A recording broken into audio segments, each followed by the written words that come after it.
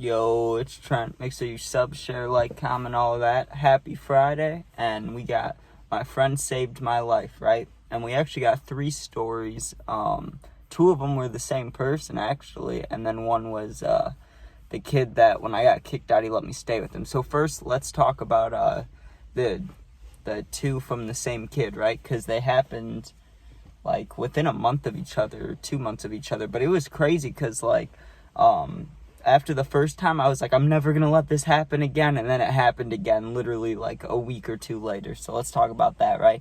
I was in 6th or 7th grade. I want to say 6th grade for the first one. Well, no, I was in 6th grade for both of the first stories. And I remember the first one, we were making mac and cheese, right? In the cooking class. We were in like life skills. That's what it was. Life skills, right? 6th grade.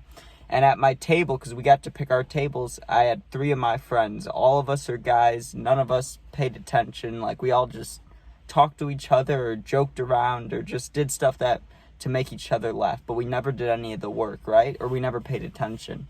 Well, one day we're making mac and cheese. And it wasn't like, well, it was like the box one, but it wasn't like in the box where you could just pour it out and make it. You know what I mean? There was like special steps we had to take. I can't remember.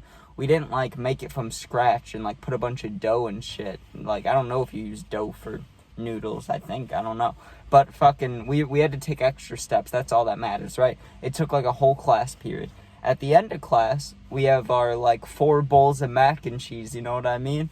And in my whole life, I've never had a problem with mac and cheese. There's never been any issues, right? I'm eating it. Me and my friends are just standing around talking while eating it, right? But it's also like 8 in the morning, so you don't want that much food, but like a little bit's not bad. So I'm just eating it, and my friend's telling this story, and I don't know if I laughed or if I like was just dumb. I don't know what I did, if I took too big of a bite, but I started choking, dude, like actually choking. And I go to try to like swallow it. Oh, that sounds bad, but I did, because it was like a bunch of noodles in my throat, all cheesy noodles. So I'm trying to swallow that shit, and fucking I start choking, right? I'm like, and I didn't know what to do, and I'm standing there for a second, and I look at my friend, he, like, senses I'm choking, right? And he doesn't know what to do, but at least he had the common decency, is that what it's called? I think. He was smart enough to be like, yo, Trent's choking, right? To the whole class, so, you know, at least everyone's aware.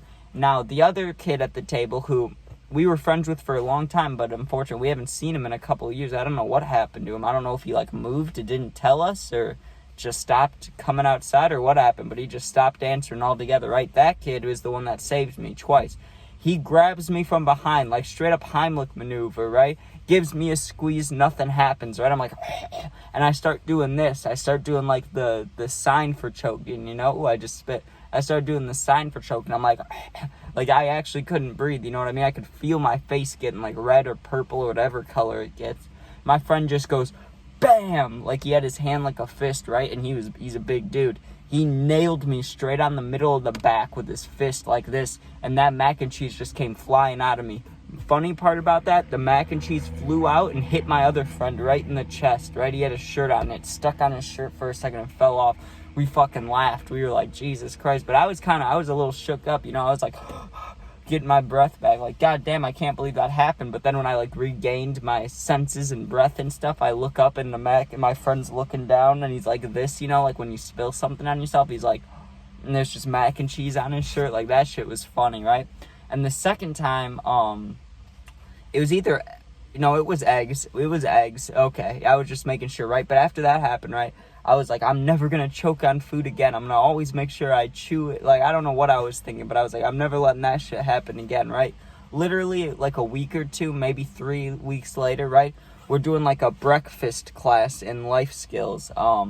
And we were watching these, like, how it's made while we're making the food. Like, she gave us the directions on how to make shit, and then we were just watching stuff in the background, right? And I remember this clear as day. We got done with making eggs.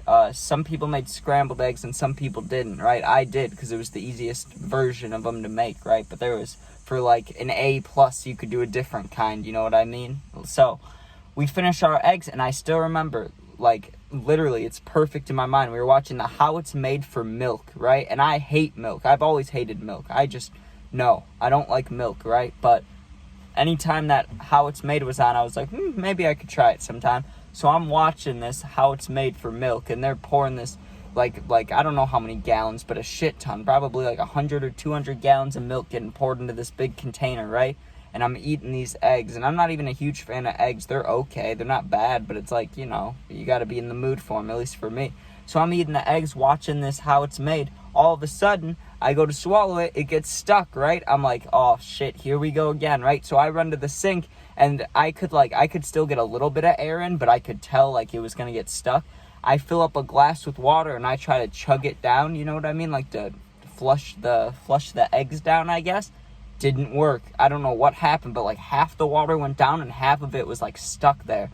And I like kind of threw up a little bit. I was like, right? And this water came like splurging out of me again. And I look at my friend this time, the one that saved me the first time, and I tapped him on the shoulder, and I was like, and he thought I was joking. He starts giggling, right? He's like, that shit was funny. And I was like, like it's happening again, you know? And he gets up, and this time, instead of hitting me on the back, he went like this. He went, boom. He jabbed me right in the stomach super quick.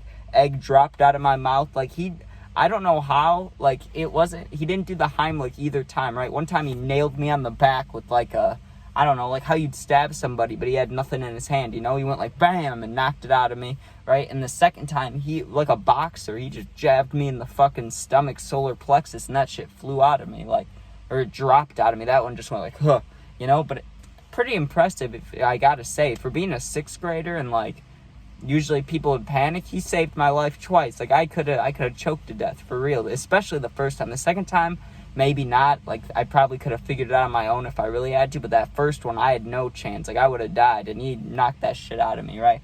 But those are like food stories. This one's a party story, right? Kind of a party story. It's more like me just being an idiot and something you should not do ever, right? But it was when I was kicked out, and at the time I was taking a lot of Xanax. I hadn't even started taking coke, right? It was just Xanax, right? And I was taking a lot of it. I think I took like 2 or 3, which is definitely enough at the time for me to bar out, like completely be out of my mind, right? So I don't remember literally anything from that night except my friend was, or not, I don't want to say my friend, he was a good guy, right? So my friend, he's making chicken, right? And that's the only thing I remember from that whole like day-night span was him making chicken, right? I woke up the next morning fucking cold. Like I woke up cold, you know what I mean? And I was inside, and I had all these blankets wrapped around me, which is weird because when I sleep, right, I have blankets, but I kind of like, I don't know, cuddle them. I don't know how to say. I like bunch them up and lay on them. You know what I mean? I don't like cover myself fully. I like have it fully. So when I woke up with like 2 blankets wrapped around me, I knew something was a little off, and I was freezing cold, right? And I like wake up a little bit. I'm all groggy, and I'm asking my friend, what the fuck happened? You know, why am I so cold? And he's like, bro, like, you really could have died last night. And he usually, like, he really didn't give a fuck about any drug stuff, you know what I mean? He wasn't the type to be like, oh, that's bad for you, or don't do that, you know what I mean? He was pro-drugs completely, good and bad ones, right?